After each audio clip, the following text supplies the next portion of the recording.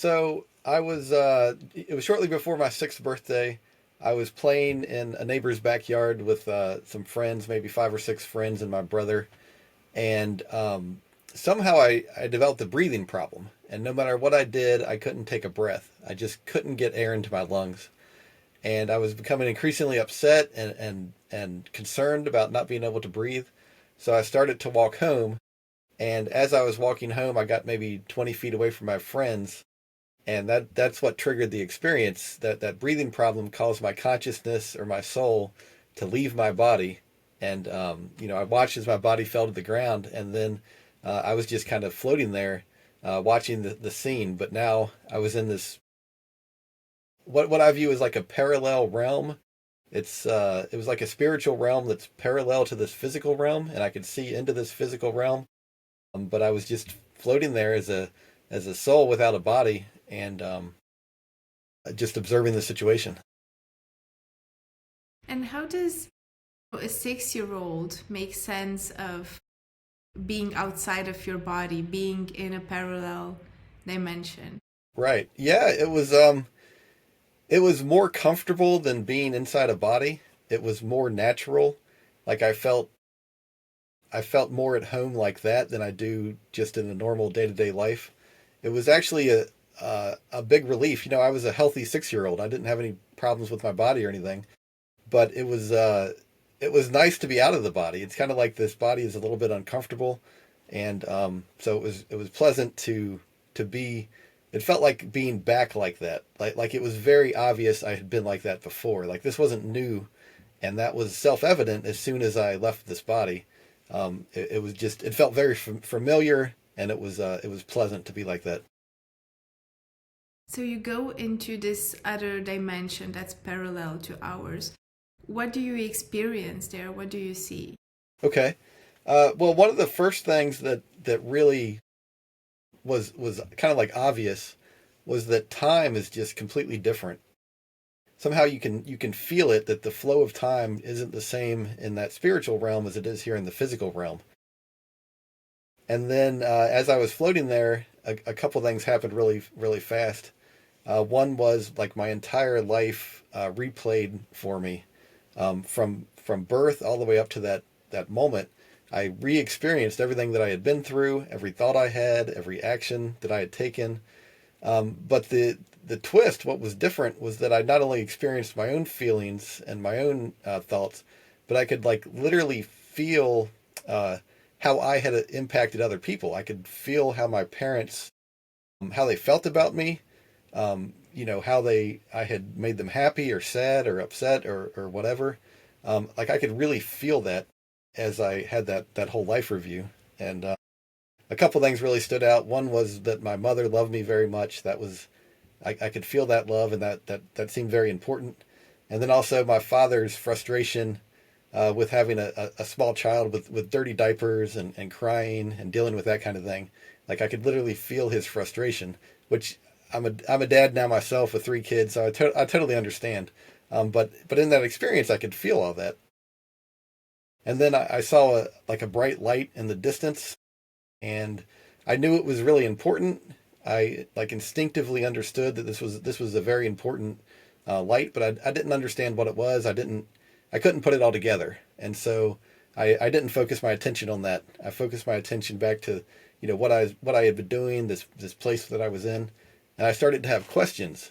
And as I would have questions, the answers would come to me like in extreme detail. And if I would have a question, it was like that information was given back to me. This was stuff I had previously known or previously had experienced, and it's like I got those memories back when I had the question. And so the memory or experience would come back to me that perfectly answered whatever question it was I had. And so I would have some questions, and then these answers would like come to me. So, what kind of questions did you have then? Was Okay. it mostly like, the level that we would expect of a 6-year-old? So, like, will I have homework tomorrow or something like that? Or was it more in the sense of like, what's the meaning of life? Well, they were kind of basic at first. Like my first question was, "What am I?" That's I guess that seems pretty basic, but I could kind of like see what I was, and as I existed like that, I was a round orb of light. Um, I just kind of was floating there in air, and I could see myself. I could see what I looked like, and it was just like a round orb with a faint light coming from within it. And and then I had other questions, and the next question I had after that was, well, where did I come from? And so that's a more complicated answer. That's a longer answer I could go into if you want me to. Yeah, absolutely. Okay. And then I had more questions after that, but I'll start with that other question. Where did I come from? And so this experience replayed for me, and I re-experienced what I had been through previously. It's like I had a spiritual memory that was very detailed and answered this question perfectly. So it started out as I had been a round orb of light in what I consider to be a sea of souls. I was with thousands of other souls that were just like me, and we were all together in a big group, and we were bathed in light, and we were all happy and comfortable, and we didn't have any worries or concerns. There was no problems, and there would never be any problems. And we were content, and we were kind of like friends with each other, and we just kind of existed like that. And periodically, there was some kind of treat or gift that would come down to us, and there was always like one for every soul. There was enough that all of us would get one treat, and somehow it made us happy. And at one time, there was one fewer of these gifts or treats that came down to us than there were souls in this group, and we all recognized that. And I made the decision, okay, I'm gonna give up one of these treats so that everyone else can have the treat, because I know they're just like me and they want this. So I'm gonna give up what I want to help those around me, kind of thing. And and after all the treats came down and everyone got one of these, I was very gently lifted up out of this group, and the care with which I was lifted was really noticeable. It was very, very gentle. And I was lifted up, and like a more powerful being contacted me, like mind to mind communication. And it was obvious this is a very loving, kind, compassionate uh, entity was communicating with me mentally, and it was just it was a very natural communication. And basically, this entity that I'll just call God for simplicity said that it had created me, it was my creator, and that I was loved very much, and that what I had done by giving up what I wanted to help those around me, that was very, very important, and that it indicated that I was ready, like I could now begin some kind of process, or I could begin something. And so I was like, oh, okay. And so then God further explained that essentially we were all simple and ignorant, and God had prepared this wonderful existence for all of us. But because we were so simple and ignorant, and we were in this like state of contentment with no problems or whatever, like we would have grown and become more mature. We just kind of would have stayed like that forever. And so, in order for us to grow and mature, God had prepared a difficult but short experience for us to go through that would allow us to grow and become more wise and obtain better understanding. And basically, how it worked was God is loving, kind, compassionate, honest, peaceful, forgiving, respectful, all those kind of traits. Like that's what God is. And that in order for us to enjoy our existence and to get the most out of what God had prepared for us, we needed to freely um, decide for ourselves to choose those same traits also. And so this whole experience that was being prepared for us would allow us to learn that those things are good. You know, it's good to be loving, kind, compassionate, honest, and that those would bring us happiness. And that exercising the traits opposite of those, like hateful, dishonest, stealing, judgmental, all those kind of traits are bad, and that or maybe not bad is not the right way, but like they would bring unpleasant consequences. And as a result, we would learn to become loving, kind, compassionate, that kind of stuff. And so I thought, okay, well that sounds reasonable. And then God asked me if I would like to see his face, and I said, okay, sure. and my attention was turned away from, I had been looking at this group of souls that I had been with. My attention was turned away into, I was looking at like this large sun-like entity. It looked just like a huge sun, but there was like billions and billions of souls all kind of like merged in together with this sun. And they were all very, very happy, much happier than this initial group I had been with. And a couple of those souls came to the surface, and I could see them clearly when they came to the surface. I could see their face clearly, and they were really, really happy. They were, I couldn't even describe how happy they were, but they were all glad to meet me and to welcome me into existence. And they understood what I was about to go through, and they knew that it would be difficult, but they also knew that eventually I would come join them. Like I would join them where they were. And when I did, they were happy because my presence would bring something additional to the whole group. And it's like every soul is unique and irreplaceable. And so when a soul joins them, it increases everybody's happiness a little bit. So they were excited that I would eventually join them because they would get a little bit of extra happiness out of me joining them. So then God asked, basically, are you sure you're ready to undergo this journey? It's difficult, but it's very, very brief. That was God's opinion of what we're all going through. And God was absolutely confident that it was worth it. Like, it's hard to describe the confidence that God had, but you could feel it. God was absolutely positive this is a good plan. Like, this is worthwhile. It's worth the difficulties. But I agreed, okay, I'm willing to go through this. And God was very pleased with me. And then it's like I was zooming away at high speed away from God. And there was like, God was still communicating with me. And we were looking at like thousands and thousands of different planets I could go to. These were all like physical experiences I could have, places I could go.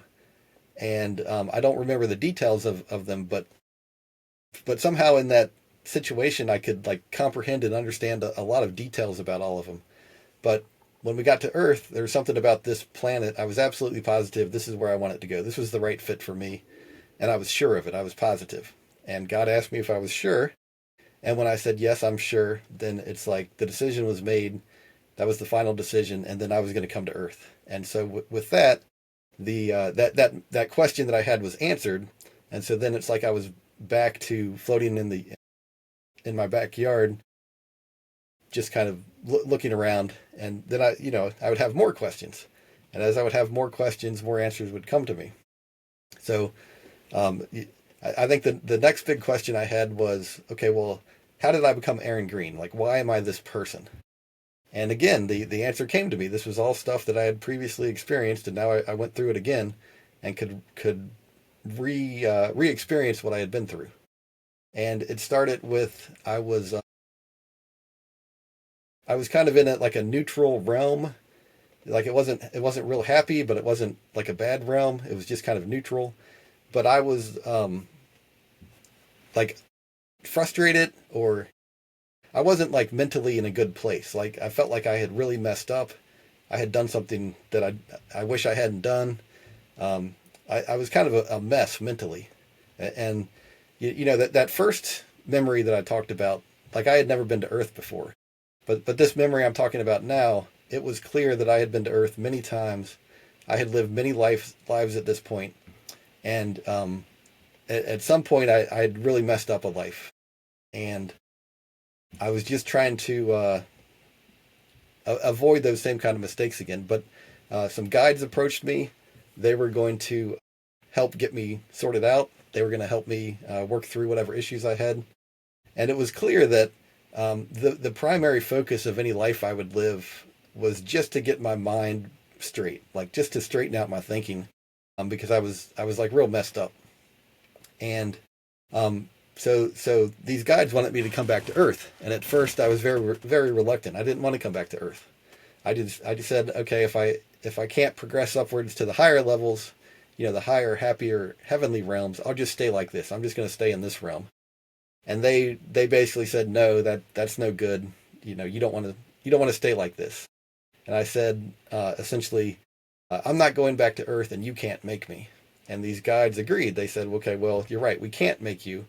But how about if we show you some of the souls you'll help if you do go back to Earth? And so I agreed, and they showed me that I would help some different souls if I did go back to Earth. And so then I thought, okay, well, I guess I'll consider it. I'll consider the possibility of going back to Earth. And so these guides showed me a person that I could become. And this person would be a very angry person, like just dominated by anger. I think maybe they had a difficult life, or maybe the parents abused them or something. I don't really remember the details of that, but it was clear that like I would have been a very angry person if I had agreed to this life. And by working against that anger constantly to try to just be a normal person and fighting against that anger, it's like there's a spiritual growth that goes along with fighting against that anger, that makes the soul that experiences that learn to be more peaceful and loving, and less hateful, I guess, or less angry, because they're constantly working against that human tendency. But I just completely rejected that life. I was like, there's no way I'm doing that. No.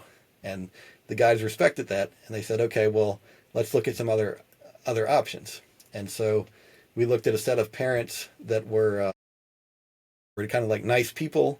You know, they would be good parents. And we started looking at what options were available for me if I became a child for these parents. And it became very obvious that these parents could have a redheaded girl, like they had the genes available to them to have a redheaded child. And I really liked the idea of being a redheaded girl. I liked being a girl because I felt like they were less violent, less prone to hurt others. And I don't know exactly what happened in the previous life, but it seemed like I hurt some people. I don't know. And so I didn't want to hurt anybody, and I felt like being a girl would make that more likely.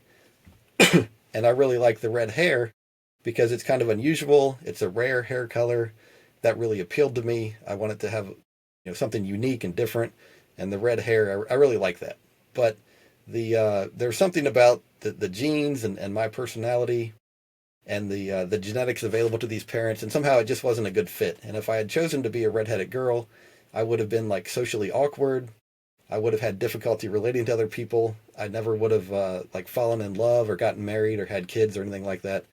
And so it seemed like, okay, that's just not what I wanted. That wasn't what I was looking for. So we started to look at the boys that these parents could have, and we started looking at red-haired boys, and that there just weren't very many options available for a red-headed boy from these parents. And if I really wanted to, we could have gone and looked at other parents. But instead of doing that, we started to look at, okay, well, what about brown-haired boys? What kind of genetic options are available to these parents? And it was clear that with the brown-haired boy, there was all kinds of options. Like that was like the dominant genes that these parents had. So we started looking at what was available. And at first, I wanted to be like a really, really good-looking person. Like the best-looking person on the planet.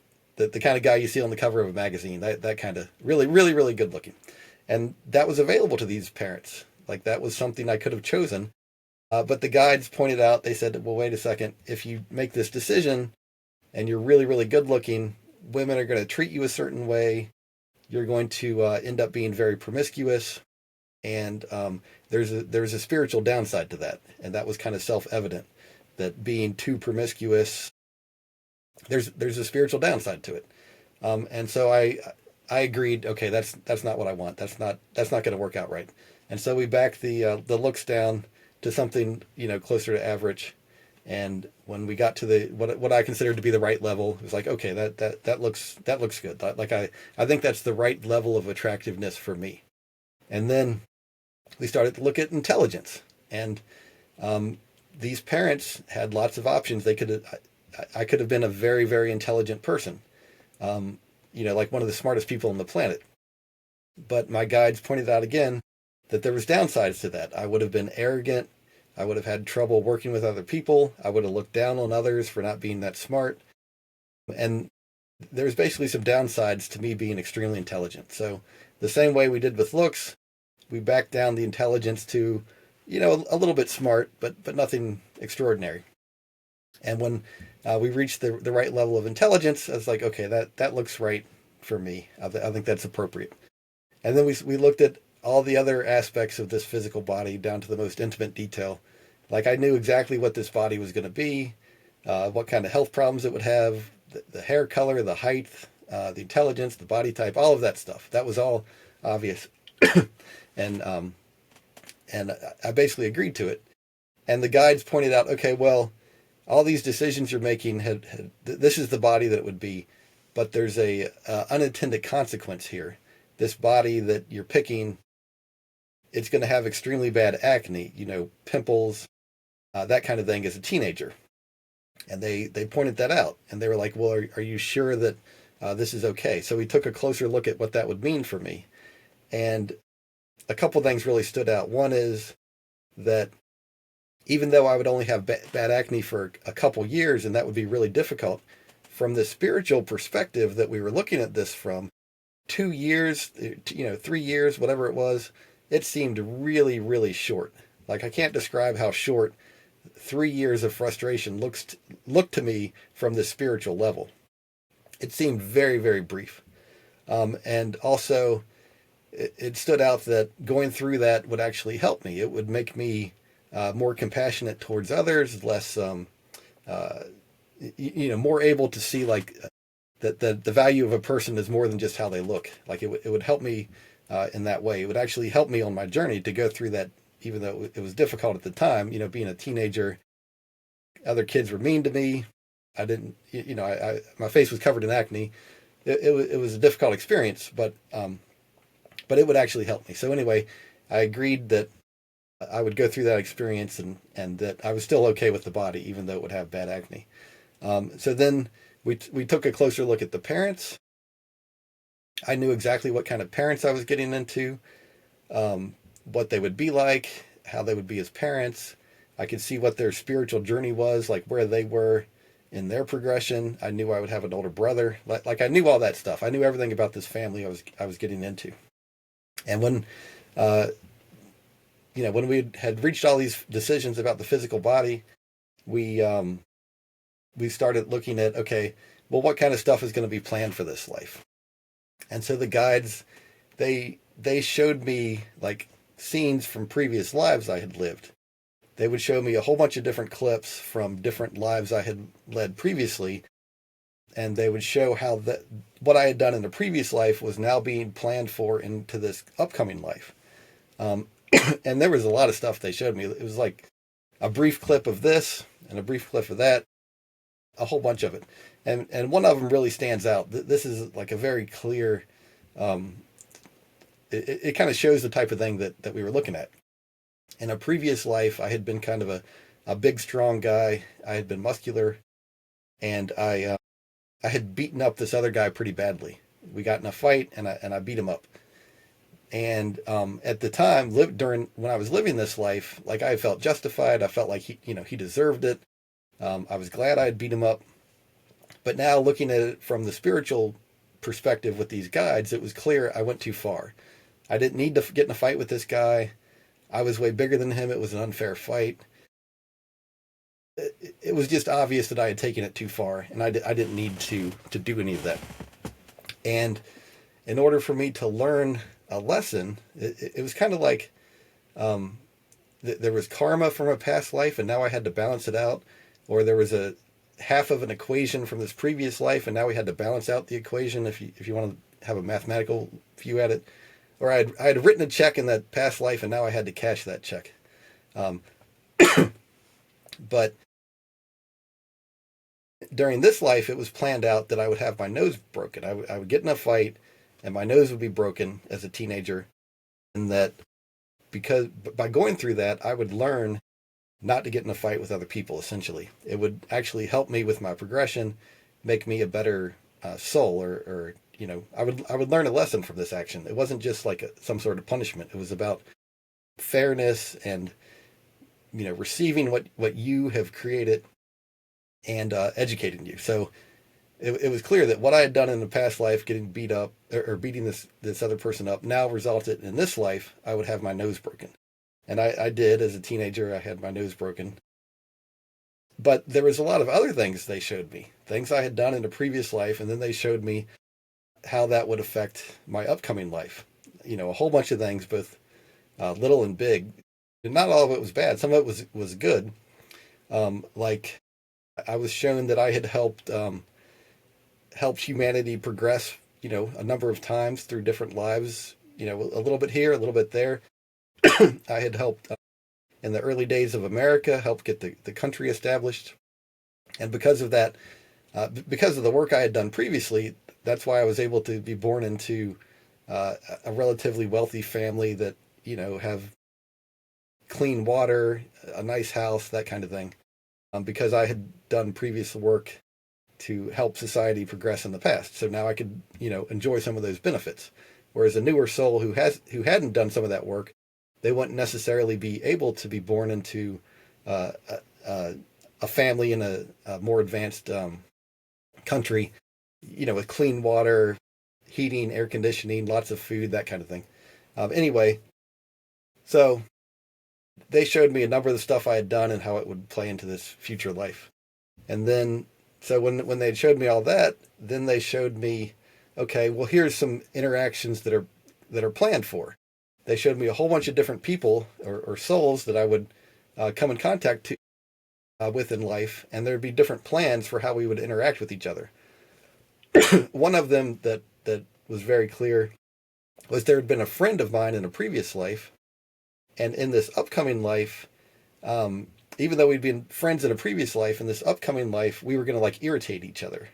Uh, he was going to be my coworker for many years, and he would get on my nerves, and I would get on his nerves. But by working to overcome that irritation and still work together, it would help us both with learning to be better at working with others.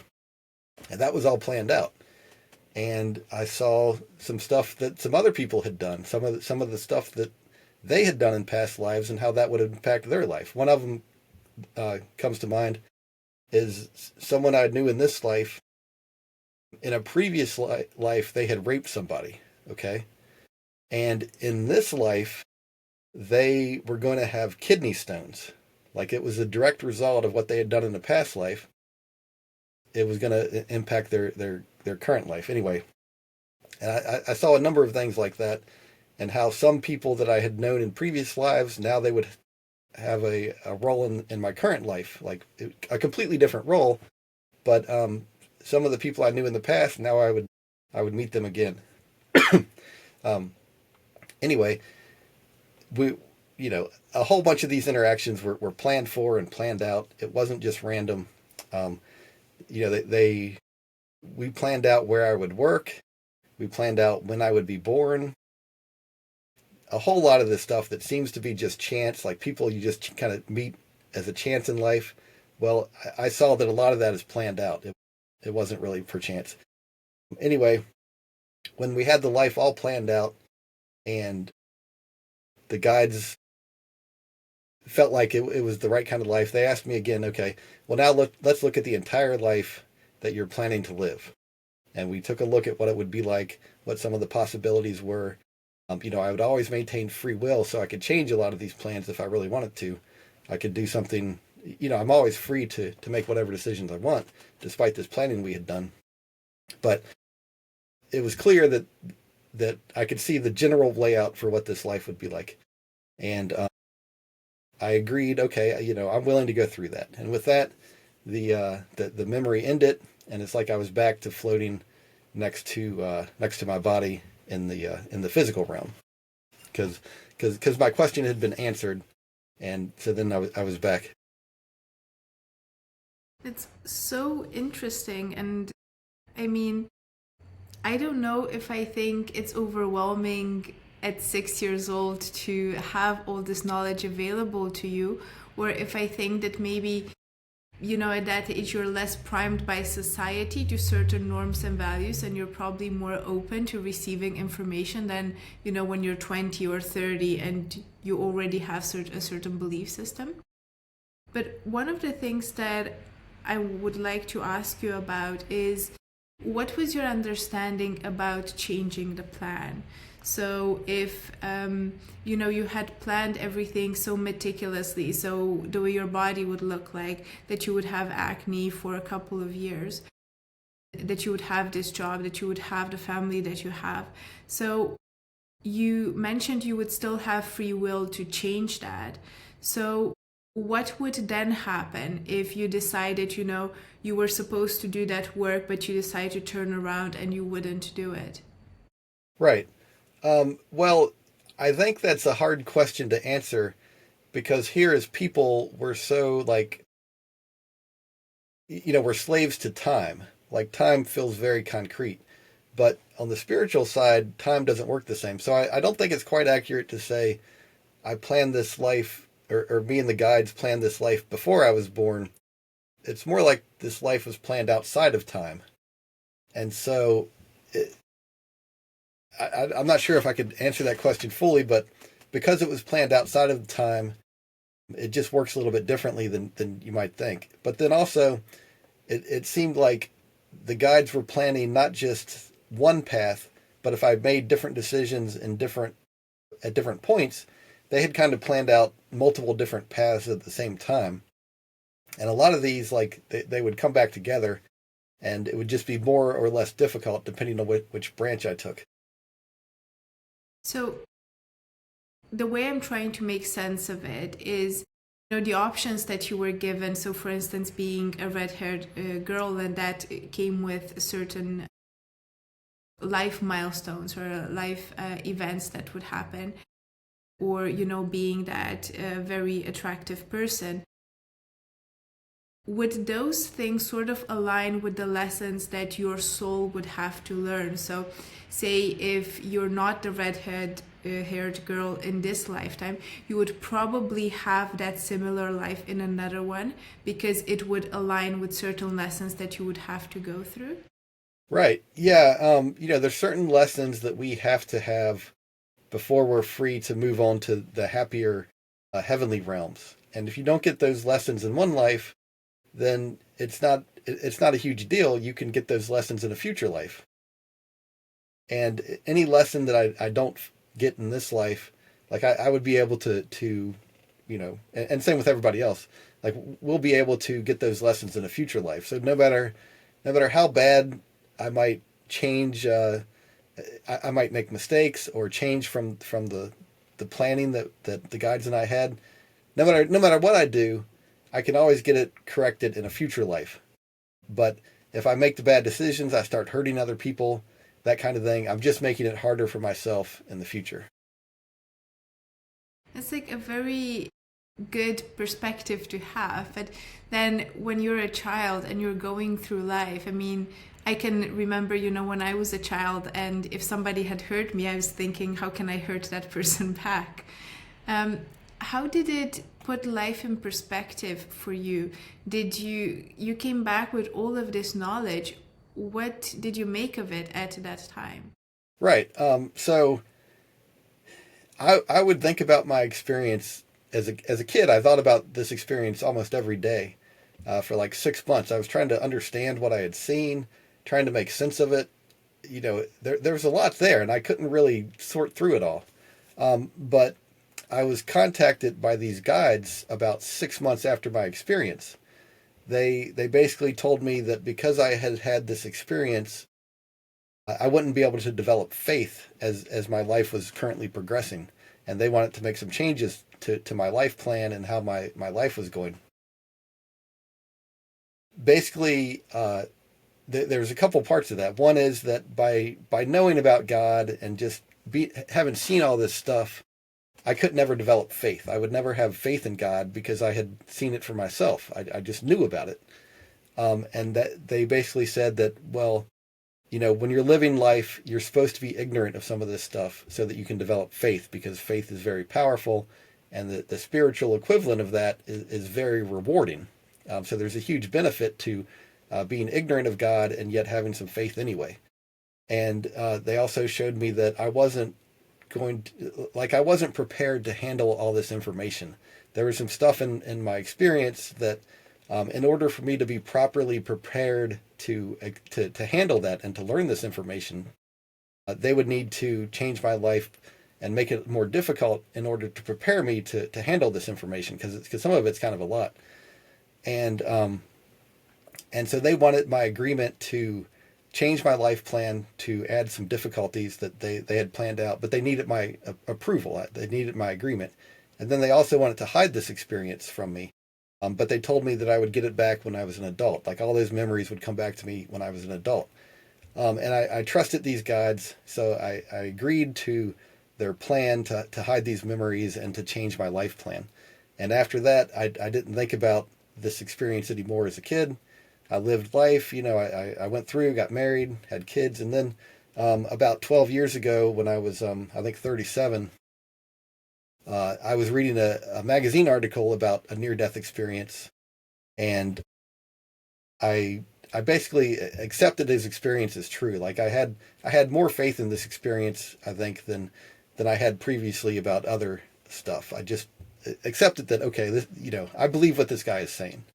And with that, it's like that triggered something. Something happened, and all these memories that I had from when I was 6 came back to me. And this is something I hadn't thought about this experience in over 30 years. But now all these memories came back to me. And so then as an adult, I could process these memories. I could understand them on a different level because I had a worldview. I understand some concepts about how things work a lot better. So I was able to then appreciate and understand a lot of what I had experienced as a kid that I couldn't really understand as a 6-year-old. So that's kind of, so yes, I had this experience when I was 6, but I wasn't really able to process these memories until I was, like 36. And so that allowed me, I think, to understand it on a deeper level than I could have as a kid. Oh, I can definitely imagine. And I tend to think that, with more knowledge being available to us, it's also a responsibility because then we start knowing right from wrong. We start knowing what we're expected to do. It feels like we're expected to take the high road instead of sometimes just, letting our emotions get the best of us. Nowadays, do you feel like you would have rather not know the things that were available to you? Or do you think there's a benefit to having that knowledge available? Right. Yeah, I think I would rather have that information, even though it made my life more difficult. But I think I'm able to live a better life. Because of my experience, I know the importance of kindness, compassion, honesty, respect, humility, self-control, helping other people. Because I know the importance of those things, I can now, I think, live a better life, which will set me up in the future for more happiness than I would if I was ignorant. So I would much rather have that knowledge and as a consequence be able to live a life that sets me up for more future happiness and helps all those around me. Because I understand now that what we do, it really does affect those around us, and we can actually help everyone else just by being loving and compassionate and helping other people. Like it really matters, and it helps them, but it also helps ourselves even more. So, one thing that just keeps being in my mind, about what you shared about us being able to choose our bodies, choose our intelligence, choose so many things, almost like a menu that we can look at and we get to order what we want. One of those things that I tend to think about now is people that feel like they're born in the wrong body. And that sort of seems contradictory to the fact that we get to pick that body beforehand. So, do you have any thoughts on why would that sort of be a challenge that they've agreed to go through, to not feel at home and to have to overcome that? Yeah, I definitely have opinions about that. I didn't see anything about that during my experience, but what I did see during my experience leads me to believe that a couple of things could have happened, and it's probably different for different people. I think for some people, they deliberately chose a body that they're going to feel uncomfortable with because they wanted that specific challenge, because going through that specific challenge helps them to grow spiritually in the way that they need to grow. Personally, I think that's probably the majority of the situations, is that they've deliberately planned to face that challenge or difficulty. But then maybe some of them they chose something and they changed their mind, or maybe they switched back and forth, or maybe they've been one gender many times in the past and now this is a new gender for them, and so it's confusing for them spiritually. Um, so I think it could be different for different souls, but personally, I think most of them they have decided to face this challenge in order to obtain some specific spiritual growth by going through that challenge. But again, that's just an opinion. It's not something I saw during my experience. I think that makes a lot of sense because we tend to have everything planned so carefully. And to be honest, when I was growing up, I was very much in line with the whole idea of destiny, and I thought everything was planned out for me, and whatever will be, and everything, is just sort of written, and I'm going through the things that are written for me, and that's what's going to happen. And as I grew up, I started having a different view and thinking, well, no, I'm the one that makes things happen or not. I can just be a bystander. And it's very interesting that it sort of tends to come back to this idea that we plan everything and we have everything sort of sorted out before we come here. And I don't think that I ever thought that it could be in such a detail. And one of the things that I find very striking was when you mentioned things that we tend to see as very positive, so being very attractive, being very intelligent. Anybody that you would ask on the street, would you like to be very attractive? Would you like to be very intelligent? They would say, yes, of course. But it was very obvious those things come with a drawback as well. Right. So being able to understand that duality, that every positive has a negative and every negative, because for instance, if you had chosen, to not have a lot of intelligence and maybe to be on the lower end of intelligence, there would certainly be a positive associated with that. Do you ever think of, this duality and the fact that almost anything, even positive things, would have this sort of cost attached to them? Yeah, I view it as responsibility. Like if you have, let's say, a whole bunch of money, we kind of use that as just a positive because you can do anything you want to. But I view it as, well, if you've got a bunch of money, you have a bigger responsibility than someone who doesn't have as much money. And if you make certain self-centered decisions, or you use the money to hurt other people, like you're causing yourself future problems. But if you are wise and you use that money to help your family, to help make the world a better place, there's lots of different ways you could do that. But I think any kind of benefit like looks, intelligence, money, power, I view it as responsibility. And a lot of people, you can see that they're abusing that responsibility, and they're going to cause some negative consequences for themselves. Whereas some people, they have self-control, or they have love for others, and they're able to use those gifts more appropriately to make the world a better place. And then what you were saying about, a lot of our life is planned out. I do think a lot of our life is planned out, but we're active participants. Like we have decisions to make along the line. And it's not just that we're going to go this way. It's that we need to choose to go this way, and making good choices along whichever paths are available to us. That brings us the most benefit. That makes a lot of sense. And on, the topic of somebody who's very intelligent, ironically, I have a very good friend of mine. He's extremely intelligent, I would say way more than the average. And exactly what you were saying, socially awkward, arrogant, people do not like him, he does not fit in, he does not work well with people. That's exactly the person he is. So it describes him to a T. And it was, now we're friends, but it was very difficult to become friends because of that personality, and it's very difficult for him to make friends. And that's something that you don't necessarily see when you meet him, because you see that arrogance and that person that thinks, they're so incredibly smart, you wouldn't even come close to it. So of course that's not a kind of attitude that would draw people in and want, to spend more time with you. Right. Yeah. And what I saw during my experience was there's also, when he passes away and he returns to the spiritual realm, he'll see that there's a downside to looking down on everybody, to being judgmental, to being arrogant. Like that's not a good way to be spiritually. And so there's kind of a price or a difficulty that goes along with being that intelligent. So I wanted to also talk about, other lifetimes and what you've seen about that, as well as if you were able to see other, worlds or other places where you could have lived. Do you Right. remember any of that? Uh, so I definitely remember that there are many, many other planets that have souls living in a physical body just like us.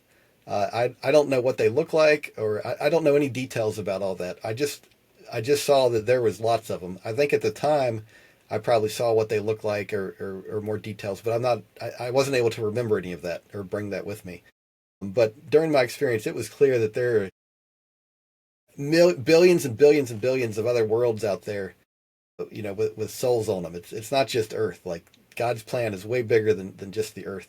But then past lives, yeah. Like I saw like brief clips from past lives. Like I didn't see like an entire lifetime, but I saw a brief clip, something I did, and how that played into my existing life. And a couple of them really stand out. One is during a past life, and I think this was like a prehistoric society, maybe a couple thousand years ago. I don't even know. But we were primitive. Like we didn't have any of this modern technology type of stuff, and life was very difficult. It was hard, and I realized that if I jumped off a cliff, like I felt like I wouldn't have to face those difficulties anymore. So I jumped off a cliff and died, and I left behind like a family and kids, and I was shown by my guides that what I had done had made life much more difficult for this family that I left behind. And the guides explained that that's you can't take shortcuts like that. It doesn't work. And I was going to have to reface those same difficulties again, even a little bit more difficult, and I was going to have to overcome them. And that if I made the same kind of decision again, that would end up bringing myself some very serious spiritual consequences. So it was clear from what I had seen from a past life that suicide is not an answer. That doesn't solve our problems, that we end up having to reface the same problems again in a future life. But not only reface those problems again, it's even going to be a little bit more difficult the next time. And, I saw how some of the stuff I had done in previous lives, some of the in the good ways, it played into this life, and then some of the bad ways too. Some of it I don't think I should share. It's like stuff I had done 500 or 1,000 years ago. Some of that stuff's really awful. Like it's kind of horrifying to know that I had done some of this bad stuff. But some of it at the time I didn't know any better. But some of it I did know better, but I made a bad decision. What I now view as a bad decision anyway. Um, but a lot of it is just, we've learned so much over all these lifetimes. Like I'm a much nicer person than I would have been 1,000 years ago, and that goes with everybody else as well. Another thing is seeing some of these things I've done in the past. It makes me less judgmental of other people today. Like I realize some of the stuff I see other people doing that I don't agree with. Well, I've done some of those same things in the past. Like I've made some of those same mistakes and suffered the consequences for them. And I shouldn't, I should just recognize that these people, they're learning just like I did in the past, and that they're going to learn their lesson the hard way, just like I did, and that they'll learn not to do those things as they progress. That makes a lot of sense. And one of the things that I'm wondering is, do you think we keep any of our personality in other lifetimes? Yeah, I definitely think so. I think I kind of view it as a person. They're kind of like half of their personality is related to their physical body, and half of it is like the spiritual side, whatever they bring with them. So I think it's kind of like half and half. But yeah, I totally think some of the like some of my sense of humor that I had in previous lives, like I recognize that some of the kind of things I would do then are some of the kind of things I would do now, and that there's a similarity between how I am now and how I was in some of these past lives. But also there's some differences. So I think it's a little bit of both. Yeah, so possibly like there's something that we take with us and a part that we still have to develop or that's maybe developed just based on the life that we go through here. Yeah, yeah. I think as we go through life, it I view it as have you ever heard of a rock tumbler? There's these Actually, little no. there's these little machines. You put a whole bunch of rocks in them with sand, and it rolls around like this. And after a month, you can pull the rocks out, and the rocks are very smooth and pretty. And I view life as kind of like that. All these souls kind of get put into life together, and we get rolled around together, and we kind of bump into each other and affect each other. And when we come back out, we're prettier. We're like more developed souls than we were before we ever came into this life. So yeah, I think all the experiences we have, the interactions we have with other people, it all serves to grow us, make us more wise, more loving, make us more the kind of souls that we need to be in order to move on to the happier realm. Absolutely. That's a very beautiful way to put it, I think. So, Aaron, it's been so wonderful speaking with you, and thank you so much for sharing your experience with us and your knowledge. I think a lot of us are probably now going to start thinking, would we want to know all of that about our lives or not? I think that's something that I will for sure go to bed thinking of today. For anybody that wants to connect with you or learn more about yourself, are you open to that, and how can they find you? Yeah, I'm open. Anybody can contact me and ask me whatever they want or say whatever they want. I'm pretty easy to find. You can find me on Facebook, Aaron Thomas Green. You can email me, aarongreen1975 at gmail.com. I've even had people find me on Instagram, green78401. And if anybody wants to reach out to me for any reason, please feel free. I'm happy to respond to any messages I get.